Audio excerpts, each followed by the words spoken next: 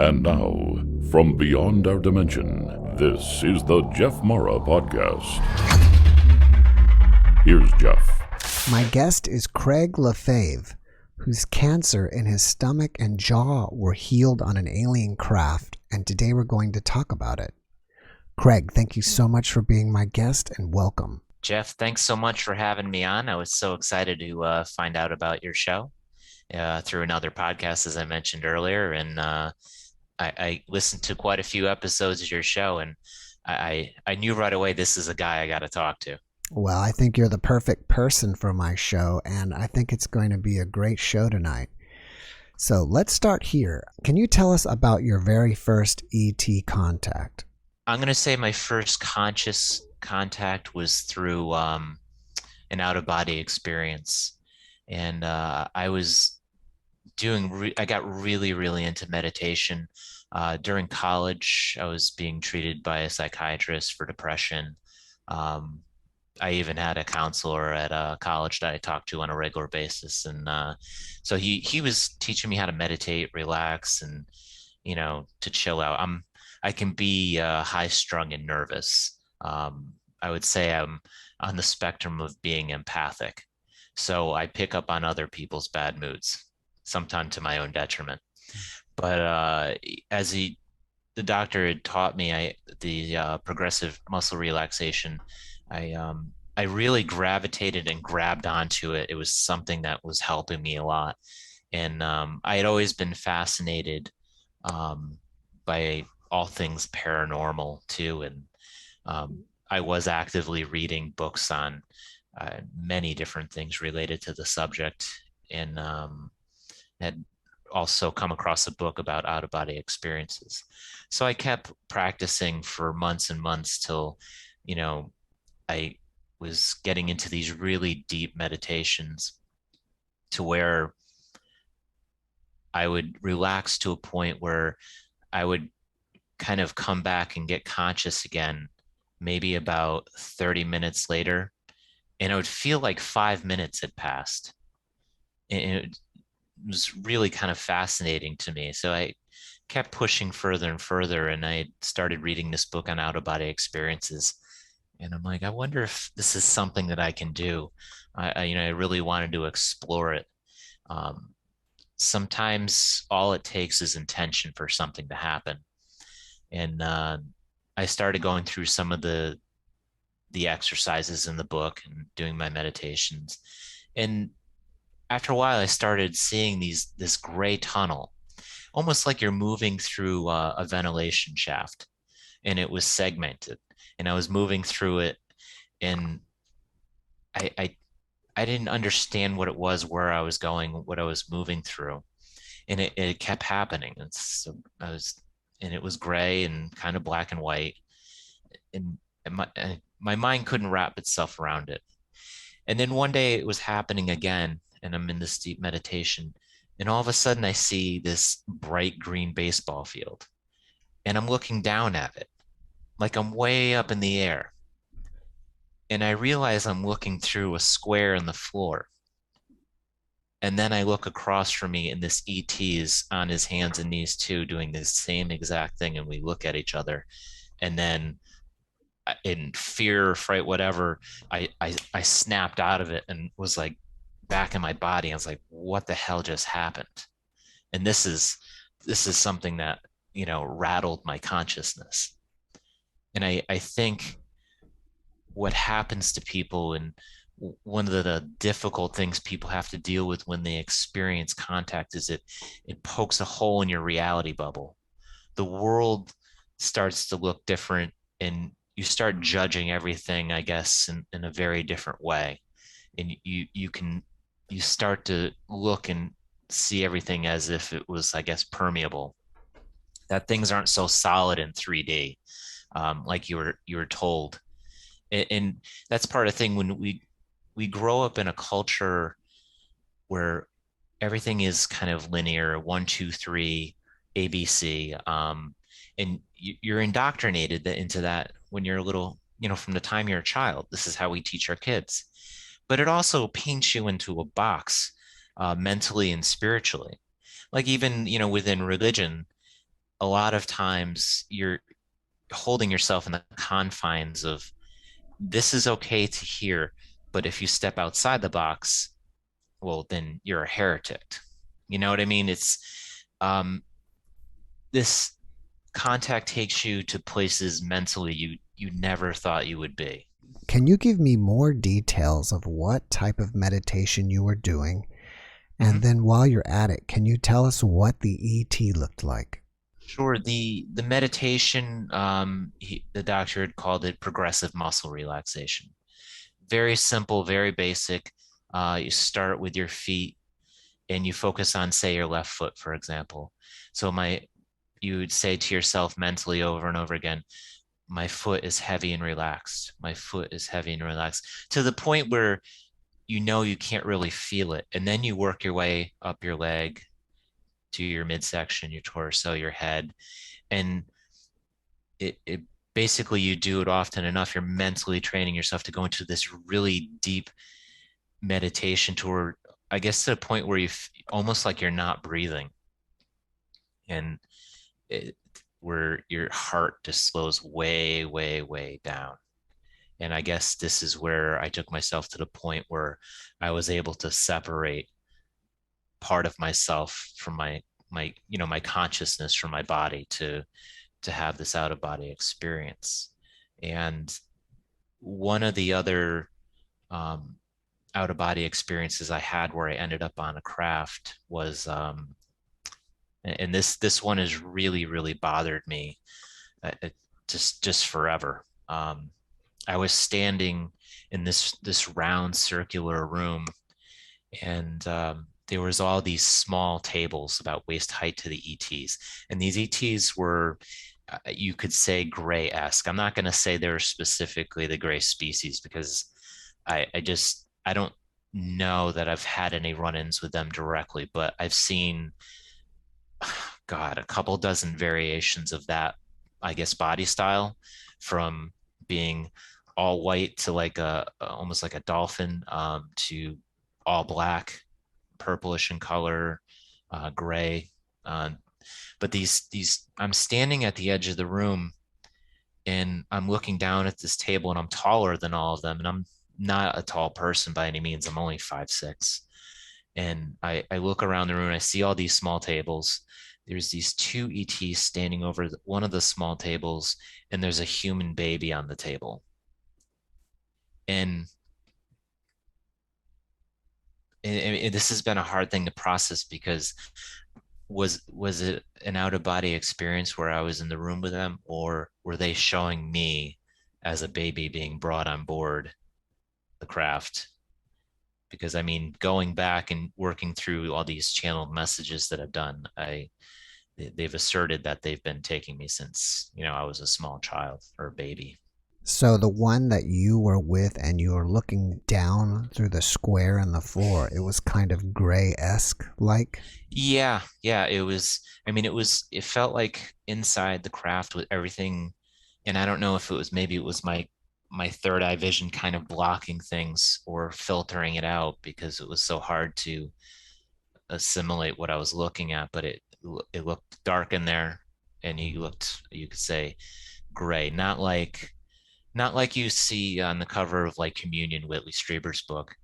uh, Different. I mean, there's one thing that's been very odd is there's been so many variations of of these beings, and the ones that have come and taken me, I refer to as being the mechanics, and you'll see them in twos and threes, um, generally when they're taking you.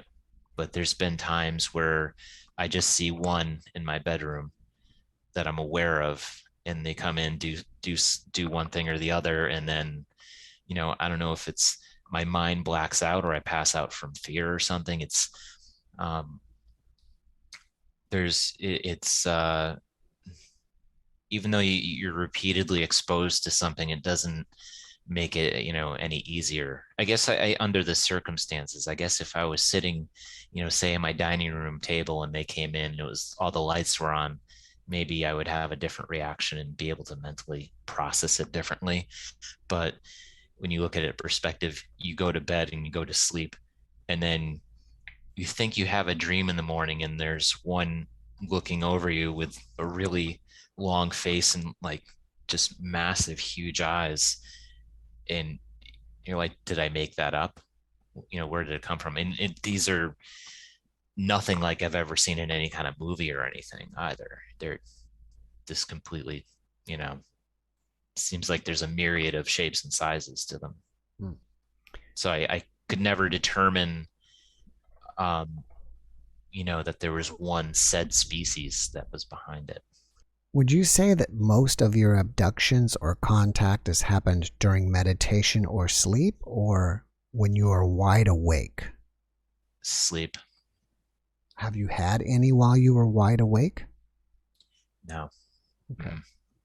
Not that I'm aware of. I mean, if it had happened, maybe they blocked it out. I'm not sure. I mean, they've told me I've had a significant amount of missing time, but I almost feel like, I mean, I don't know if it's like the subconscious does this for you, or it's something they implanted in me, but it feels like your brain is divided, and you have your conscious self that's aware of aspects of this thing that's happened, and then it's almost like there's this other part of you in the subconscious that kind of comes online when they're interacting with you that you're not aware of.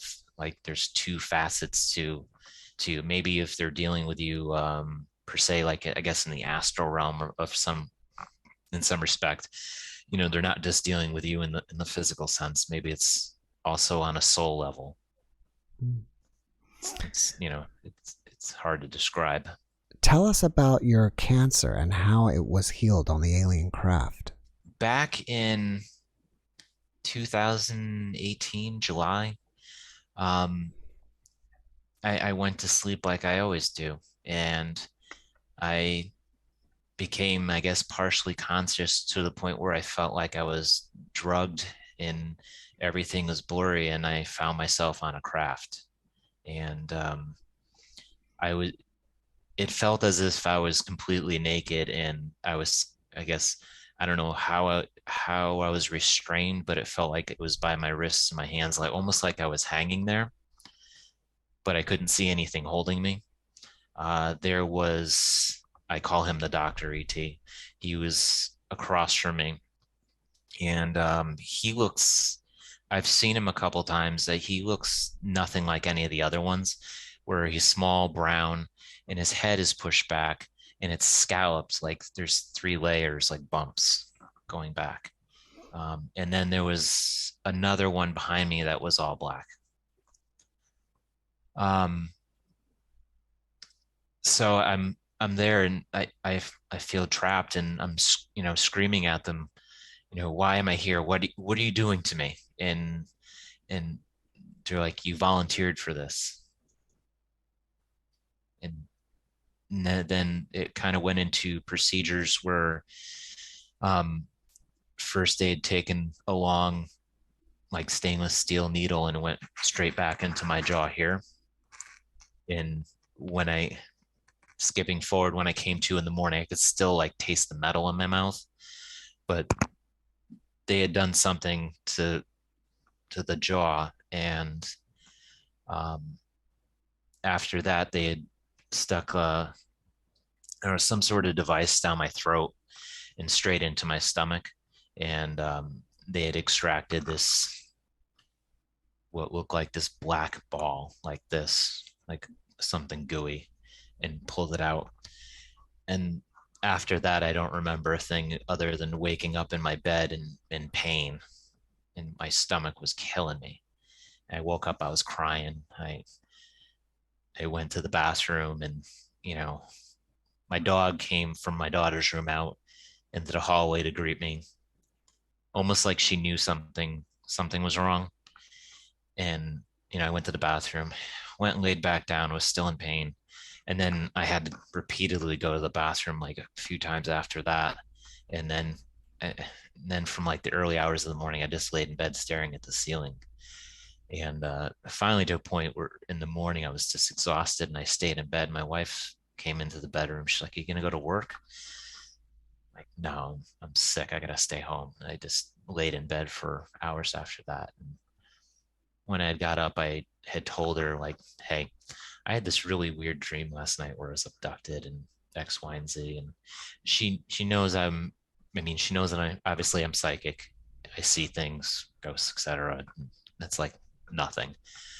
But so I had told her about it, and she's like, "Oh, okay, that's a really weird dream." And later on, after my daughter went to camp, I went back in her office and sat down, like, because I just had to unburden myself with this. And I told her what happened. You tell somebody something like that, and you immediately see Hmm. their composure change, and like all of a sudden this became way too real. you know um and it this this one experience just really shook me. And I had, you know parts of it before seemed like a dream or a daydream, or weren't quite as tangible as this one experience.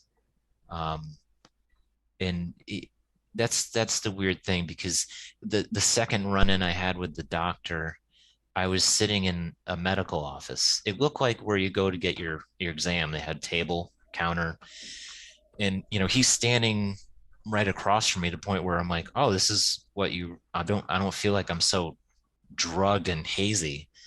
And he looked brown, skinny arms. He had on like this blue tight, I guess, like you could say, lycra short sleeve shirt with like gold bands right here.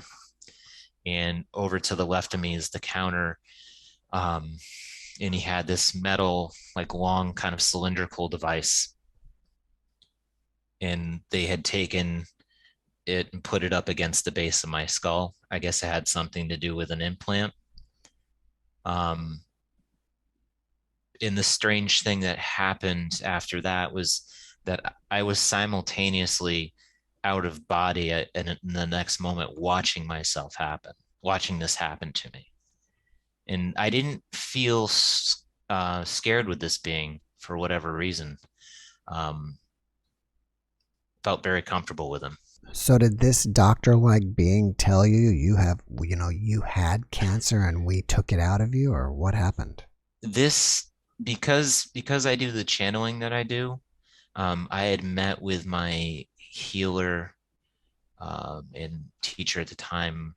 Later that same day, I texted her at like 4 o'clock in the morning, and she obviously, somebody contacts you at 4 a.m. They have a problem. So we had done this healing kind of regression. She's like, "I want you to go back and look at what happened and see what you can figure out." And um, I watched happen, and I was like, "Oh, they're taking cancer out of me." And you know, um, it was this kind of cold and procedure, just like they're doing a job like they did on anybody else, I guess. And why I mean, I guess if you're working with some human, I guess, and you've been abducting them since they were a baby, I guess that there obviously is a greater reason for them knowing you and contacting you, and they didn't want me to die, I guess. At what point did you decide, okay, this stuff that's happening is not just a dream, this is real? And what was that point that made you make that decision? That leap, like I mean, I had suspected I was being taken for a long time, and there was bits and pieces of things that came through, things I remembered. And it was really when I woke up and came conscious in my bed, and I physically felt the pain of what they had done to me, to save me, I guess, um, in order to I get to pull the cancer out of me. And like I said before, I tasted the steel in my mouth still, like it was this fresh, like it just happened. And there was instances of run-ins where previously, where I was outside of my yard at night, and I'm looking at the pine tree, and I'm like, "Oh yeah, this you're not like consciously thinking like, oh, you're running my hand down it like I was high or something. And then I look over and there's these two really, really thin, almost purple looking ETs standing there at the edge of my yard with me. And they had this black glass orb or one of them had this black glass orb thing that they were holding, some sort of tool or device, I guess. I don't know if it was to open a hole or bridge somewhere to go somewhere else. After that, I remember feeling like I was in a ship going somewhere. And I remember going to these two buildings that were brick that were like barracks. And I was like, this is a really weird dream, you know. And then there was another instance of abduction that tied into this one that happened years before. It was when I had my car accident. I was sitting at a stoplight down in Bridgeport, Connecticut, and a guy just came up behind me and nailed me. So I was in a lot of pain and started seeing the chiropractor, all that stuff afterwards. But that night after I had the car accident, I got taken. And it was really traumatic. I remember coming in again and I'm seeing one of these brick buildings. And, I guess it feels sort of like a compound or something somewhere. And after that, I'm being dragged down a hall. And everybody I'm seeing, I can't remember a face. It's all just kind of a blur. And I'm being dragged down a hallway by two guys and put into a room with a desk and a chair. After that, I remember nothing. And part of the reason that I think I was able to start breaking through some of this and getting past some of the psychological barriers was when I started doing dream work and intentionally remembering my dreams to the point where I could wake up in my dreams and be conscious and observe things within them. That leapfrogged into spirit walking, which, if you know anything about Native American culture, they have where you have these simultaneous lives, other embodiments, parallel lives, if you will, and you step into these other bodies and interact as the other person, kind of like an avatar. Mm-hmm. And the first time it happens to you, it's like you feel like you're trapped in another body. You're looking around, you look down at yourself, and you're not in the same body. And it takes you outside of the whole alien abduction thing. This takes you down another rabbit hole completely of, holy shit, I'm going to lose my mind if I see anything else that's weirder than this. And then it just keeps kind of going. And I reached a point where I couldn't really shut it off. And that was, I guess that just, there's this contact has all these other multiplicities to it that involve things outside the 3D realm where, we're dealing with advanced cultures that are, let's suppose, 4D, 5D, ninth dimensional, like the Pleiadians. They're light years ahead of us in our thinking. And we come in at the ground level. We're at a disadvantage when we're experiencing these contacts. I mean, how we describe reality again is just very kind of basic and fundamental. And the fact that this happens to you totally just shatters everything that you believe. I think it forces you to think beyond yourself and to look at the broader universe and consider that we have a long way to go. And part of getting back to that part of this, that why we're at a disadvantage is when we incarnate here, we're doing this whole 3D reality game. We're experiencing the great forgetting. So you wake up, clean slate, you're just born. Your consciousness as you approach 5 years old, slowly starts anchoring in permanently into your being. You have to learn everything. And then let's say you go down the path of spirituality, you get into meditation, things from past lives start coming back. And then that kind of, again, destroys what you believe all over again. And you realize you're assimilating lifetime after lifetime of karma. And this is called life stacking, where it leads us up to the present moment, the now.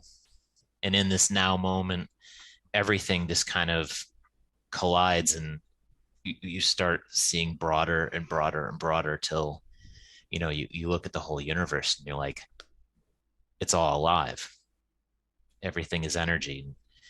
These kind of epiphanies after, I guess you could say, coming into contact with other beings just totally blows up the universe. You're not just looking through a telescope anymore at the stars. You're experiencing that, so to speak. Are you still being contacted today? And if so, how often does it happen? Well, I do channel on a regular basis, maybe a couple times a week right now. And the ETs, I would say, especially like the Pleiadians, come through regularly in channel messages. Mhm. Usually it's in regards to what's going on in Earth is what they're very concerned about. The fact that, this frequency that we're moving through, how dark and dense it is right now, where the world is really being forced to look at its shadow. And we have to like really get through this quagmire of karma that we're in, and get past it and stop being so selfish and narcissistic to where we can realize that we're all related and we're one. So it sounds like to me that this started when you were a single guy. Once you got married, how did your wife accept all this? When we were dating, she was aware that I was psychic, that I would see stuff.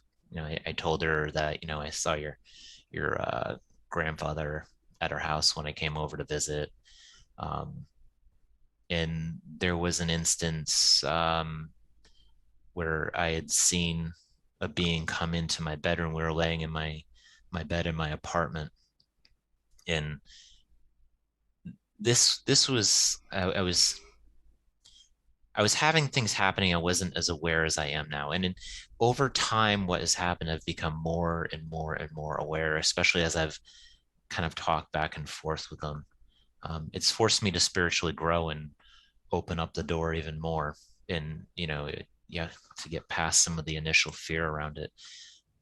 We were laying in bed, I saw this being walk through the doorway. And I had seen some spirits in my apartment before. I lived across the street from a graveyard. It wasn't a big deal. Um, that doesn't really bother me. This being was, I'd only ever come across one other drawing that somebody reported of this, and it looked like the guy was wearing this big helmet and a suit, almost like a diver's suit, but not a bell helmet. It was just round and cylindrical and had a big kind of face shield on it. And I saw this, and it was like just this fear came over my face, and I froze. And my wife looks at me, she's like, "You just saw something, didn't you?" I'm like, "I can't even tell you what I just saw, but yeah, I saw something." And when you're dealing with the ETs, one of the stranger things that you may see and experience, at least for myself, is that they seem to, like, they'll be solid 1 minute, and then they'll just vaporize and poof, they're gone. I was in my basement here in this house, and we have a crawl space underneath the where my walk-in is, where I am here. And the crawl space is probably 4 feet tall. So I was standing there going to the bathroom. It's dark in the crawl space. I can see past the furnace into there. And I see this ET in there, like crouched down, looking back at me by the oil tank. And I kind of froze. And then the thing just disappeared in front of my eyes. And they've been watching me for forever. And the more that I've opened up, I guess psychically, the more I've been able to see an experience of it. And that's what makes some of this stuff so hard to talk about, is that it's not just there, a spaceship came, it took you out of your bed, you had a medical procedure, and you were dropped back in your bed. There's all these other nuances and layers to it that happen to you, and you you can't wrap your head around it. It just doesn't physically make sense. How are these beings coming in your house and like just appearing out of nowhere? And when I was still single, and I was dating my wife at that point, but she wasn't living with me. I had a new apartment, and that's when I started reading about remote viewing. And there was something really weird when I read those books. I started feeling like this anxiety for some reason. I didn't know why. And I don't know if maybe it's a subconscious fear I had of them or something, but I was reading this, I was doing my dream work, and I I woke up and there was these three ETs standing in the corner of my room. And then everything went black after that. So I told my friend the next day at work, I'm like, I had this dream of these ETs were in my room last night. It's the weirdest thing. I just like blacked out after. And then you start to have consecutive experiences, and then like the whole surgery thing happens, and you're like, holy shit, all this is real. All these interactions, all these little things that I saw were real. Like everything just kind of collides in that moment where it becomes extreme, it becomes tangible. You're not just thinking that it happened to you.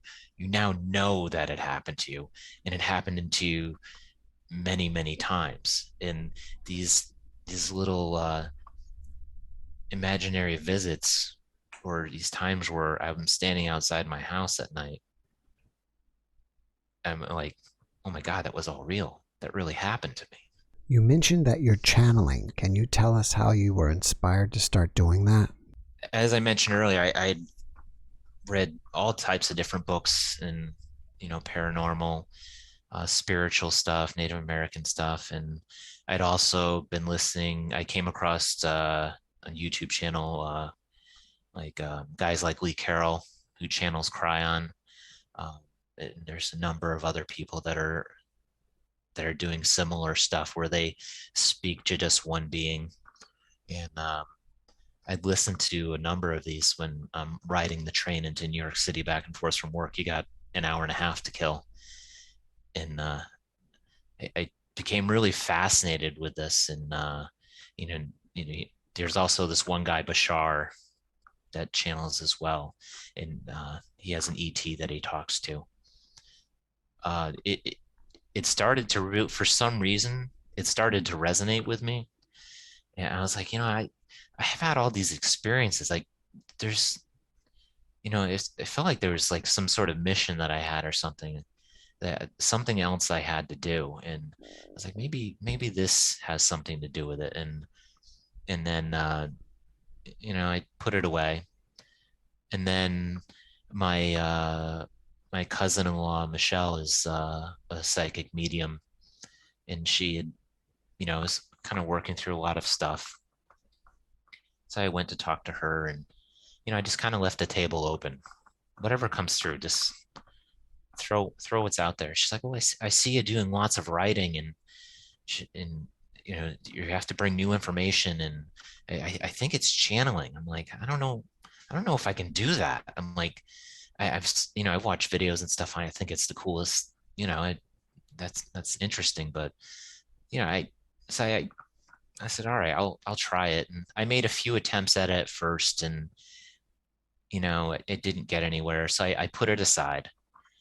And then for some reason I was compelled to go back to it and try it again. And I managed to get a message.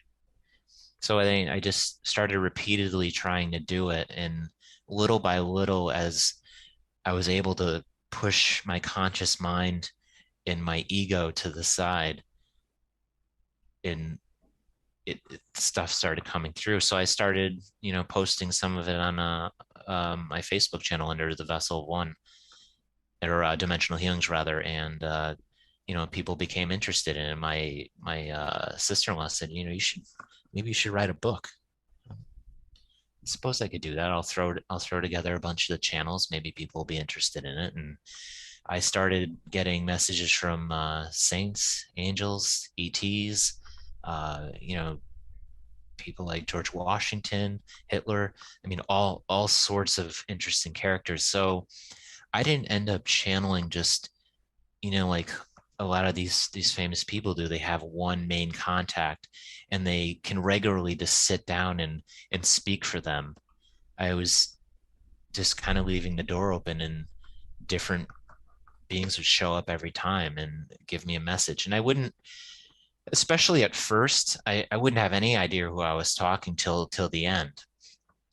And I suppose that was with good reason. If in the beginning, because I had to train myself to consciously put myself out of the way so I didn't interrupt it and I didn't start analyzing what I was writing. They would tell me at the end, and I'd be like, oh, that makes sense. That's cool. Like, oh wow, I talked to Jesus. That's amazing too. And now sometimes to the point where I won't channel for a while, and all of a sudden somebody, I'll, I did one recently for Robin Williams, and he was bugging me for a few days. I'm like, all right, cool. We'll sit down, we'll write it. And I posted that message up on Facebook as well. And, it was really kind of heartfelt and endearing. I feel really honored that, some of these people and beings are connecting with me the way they are and sharing their messages. I hope it helps people. I'm not looking to profit off it. I just want to, help change, people's mindsets of the world that we're in, and, show them the broader reality that we're experiencing together. Can you share with us some of the most surprising things that you learned during your channeling? The overall message, especially with dealing with the ETs and even other beings, is that everything is contiguous. It is all connected. It is all one. And they will repeat that message ad nauseum. Everything is one. Like, they'll give me a message and it'll be 5 or 6, 7 lines in, and then they always try to wrap it up and say, to give the realization that everything is one. And that's, at first I was like, that's really cool. Unity, that's nice. Love, it's a great message. And then I've gone back a number of times to read my own books, and I have a different experience with it every time. And I kind of get something new out of it. But one of the stranger, I guess, more interesting things that came through is when I did Blue Star Prophecy. The messages started changing and became more serious. And, they're like, humanity's getting to this point. They need to wake the F up, and things need to start moving. And, there's a lot of warnings in it, etc. But I had the experience also outside of channeling. I've had downloads. And that is one of the stranger things that I guess you say people that have had abduction experiences have, where all of a sudden you have this information or this entire story that just unwraps in your head, like a little capsule that just exploded, and an entire story. So I wake up and this happens to me, and they told me about this planet called Trotter, where all life started. This one planet started off as a gray barren planet, and they explain how asteroids hit it with water, primordial soup, and all that. Life starts to grow over billions of years, and they explain the whole situation. And then they say 12 races emerged from that, and 12 races moved out into the universe. And they make the crossover from 12 races to 12 strands of DNA. And they go on to explain that life has been replicating itself across the universe from this point. They call it the Great Singularity. So with all these beings and even those from the other side, they're all pushing the message that we're one, that we're unified, that we come from the same essence, that we're all related. And they know this. But again, we experience the great forgetting, and we wake up kind of naked and alone here, and we have to find our way back to it. And that's part of our spiritual journey of being in these human meat suits, I guess, to where we learn things all over again. Maybe that's the point of it. I think there are a lot of people in the UFO world that are just about the nuts and bolts of crafts and ships and want to see, aliens. And then there's another group that's really into consciousness and connecting with ETs via consciousness, NDEs, OBEs, dream states like you have. What do you say to those people that are only within that world of nuts and bolts, that there is much more to ETs than just ships and physical sightings? My perception of it is that a lot of these people they don't want to look past their own hand. And in some of the channeled messages, they reference that analogy quite a few times. And you need to see past your own hand. And if we keep perceiving the world in just the physical sense, where my car is parked in my driveway, well, what if the frequency changes and that fades out?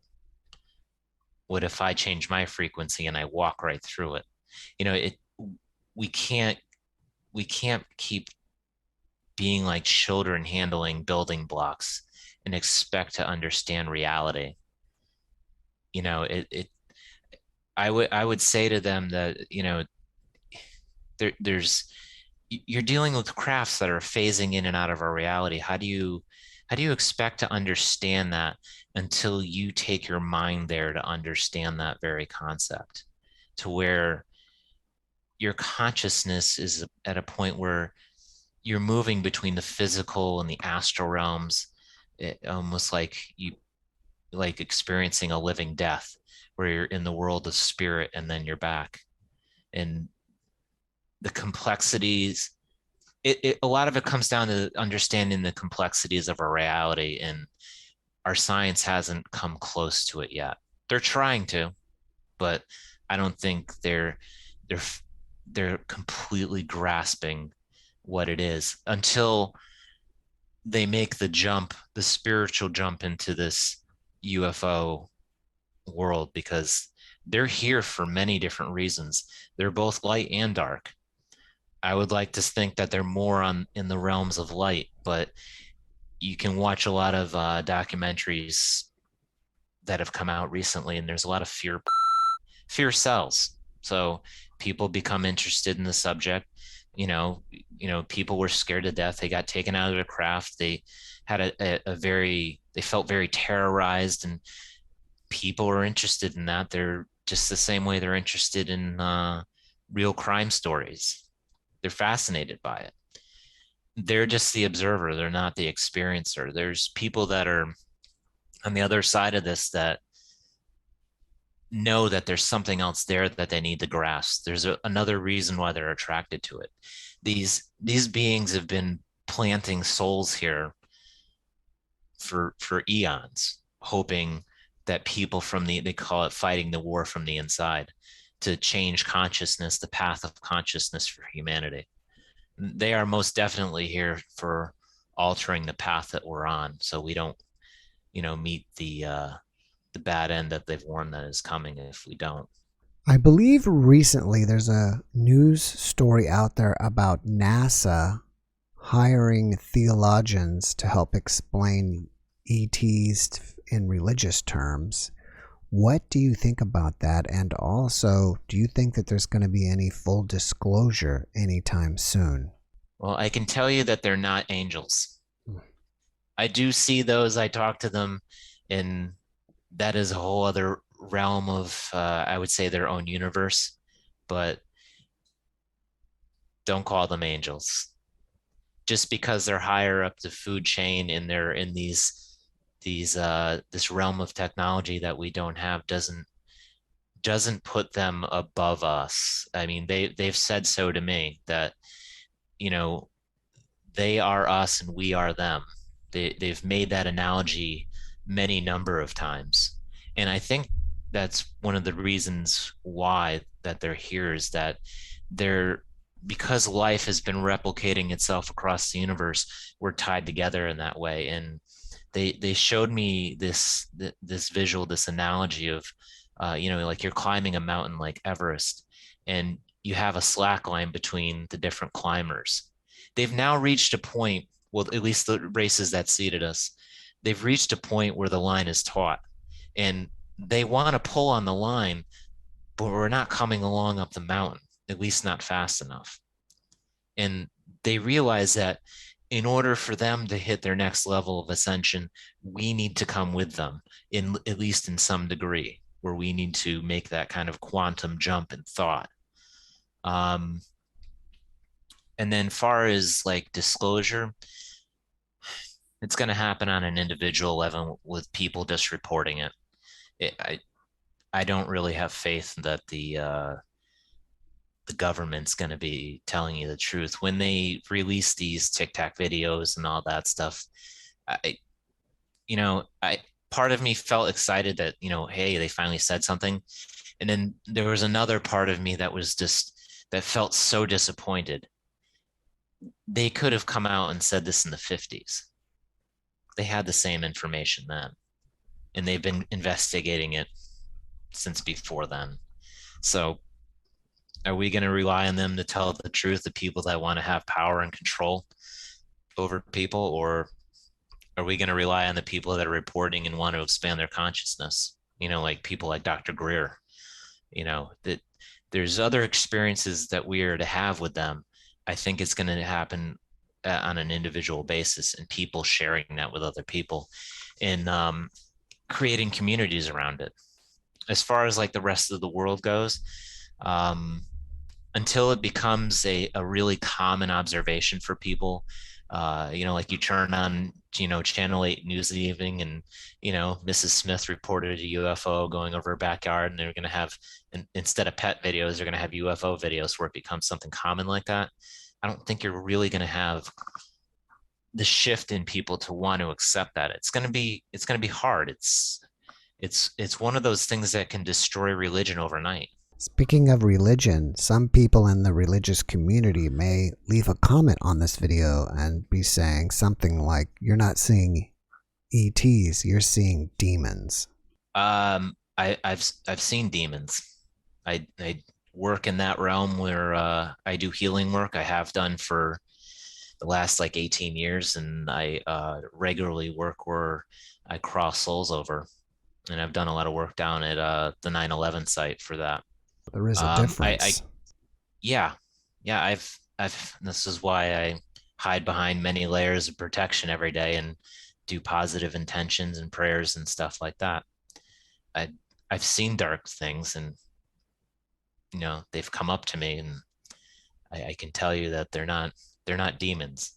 But that said, there are positive and negative ones that are, we have this polarity on Earth, positive and negative. We come here to experience that. So if we're just focusing on all of these ETs being a threat, a military threat, they're here to kill us, they could have wiped us out a long time ago.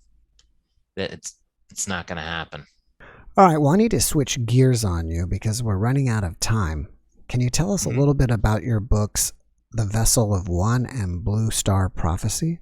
So these two books are some of my spiritual thoughts and aspirations put out. Mostly they are messages that I've channeled and collected over time over the last 3 or 4 years. And I've grouped them together with, angels talking, the ETs, and, some other anonymous people, Tesla, other scientists as well that have wanted to express things. There's a lot of concern for humanity from these messages. Again, centers around oneness, but it's us it's telling us a lot of times that we need to break free from the negativity that we're under. You know, how seduced we are with things, especially like our technology, that's kind of brainwashed us into being asleep. And over again, they want people to desperately wake up.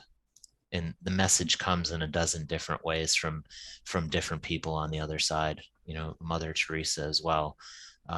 There's many different voices, and it's cool to know that there's a common message that, you know, those that are on the other side of the veil from us are, you know, are rooting for us. They want us to move up and ascend to the next level of our humanity and consciousness, to I guess think outside of what our reality is and imagine a new world for ourselves, so we can get past all this negativity that's going on right now.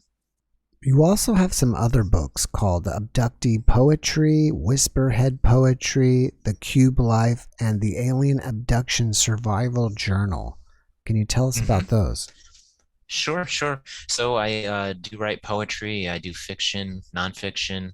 I did some poems centered around my abduction experience. I got together with a local artist here, and she had done some. I guess I just asked her to channel what she thought I was seeing in some of the poems. That I was trying to process some of my abduction experiences, and ultimately a lot of my writing centers around me processing that. It's been really helpful.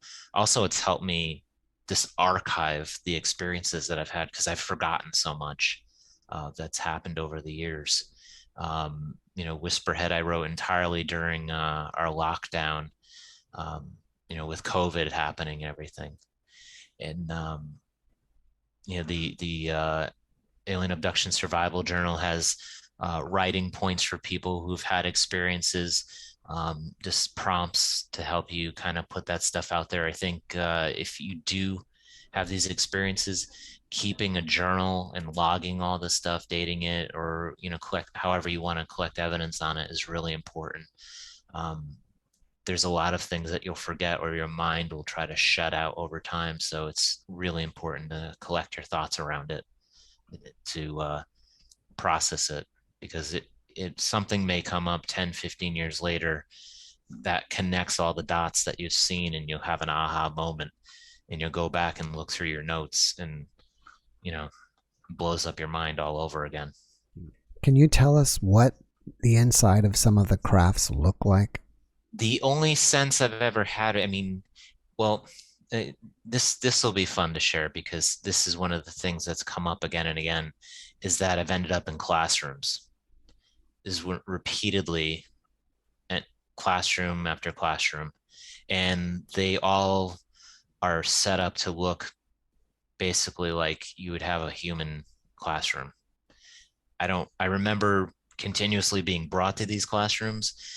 There's a whiteboard or chalkboard, um, and what they're teaching me. The one experience where was able to really get a good look at one of the classrooms was, I had I don't know who took me, but I was with a bunch of other people in a field. We all kind of like locked arms or hands together, and we were taken up. So imagine you like just like really loud wind in your ear, and you feel like you're being held underwater at the same time. That's what it felt like being taken up. And then I find myself in what looks like a very human classroom, and I see to my left these two like whiteboards, and they have a collection. This is really weird. They have a collection of all these like energy drinks with all different kinds of labels from like all over the world. There's a huge collection of them. And then on the whiteboard, there's a painting. It looks like a Native American one, that's you know, kind of brushed in light. It's a buffalo, something you would typically see that's from like out west. And then they're showing me a drawing, almost like a stamp of a symbol that's supposed to be the buffalo. Like you're looking down from it from above, and they show an outline of the black horns in the body, but it's just all black. And like, this equals this. And then that's as much as I remember from being there. If one wants to check out some of your books, do you have a website or do they just go to Amazon? You can go to Amazon.com, BarnesandNoble.com. Most online stores will have my books. My website is dimensional-healings.com. You can find me on Instagram under the Vessel of One and Facebook under Dimensional Healings. After watching this podcast, people may want to reach out to you and ask you questions or chat with you. Are you open to that? And if so, how should they? Facebook or directly through my website. I'll have my email address and my contact information there. So overall, do you think ETs or contact from ETs is generally a positive thing? It is. It's just that our perspective is going to have to radically shift to understand that. And from our perspective, we kind of, in a way, we're feeling like the ants that are being held under the microscope or the magnifying glass, and it's starting to get hot. You know what I mean? We're at a disadvantage. We're basically kind of grounded in this 3D or 4D reality, and they're able to traverse universes and realities, parallel dimensions. We haven't graduated to that yet, that level yet. So it can trigger a lot of fear for people. And a lot of their beliefs are grounded in religions that, compared to what you see and hear from them, is, I guess, might make it seem a little bit archaic in a way. Not to spit on religion, because I'm not, because it definitely has a positive influence for people. But maybe that's going to have to change and grow and be adapted to this new reality as we move into it. All right. Well, before we finish up, can you leave us with one last positive message? People need to experience life in reality through their hearts. Don't work through the brain, work through the heart. This will tell you what's true and what's not. So if you are getting messages, if it doesn't center with you here in your heart, then it probably isn't right or isn't good. Well, Craig, thank you for that message, and thank you so much for being my guest. I really appreciate you, and I wish you the best. Thank you. So much fun. Thank you. All right. Thank you, and have a great evening. Thank you. You too. Bye-bye. Bye. Thanks for watching the JeffMara podcast. I really appreciate you. Another way to show support is through YouTube memberships. And if you do, there are loyalty badges and other perks depending on your level of membership. All you need to do is click the join button underneath the video to find out more. Thank you for your support.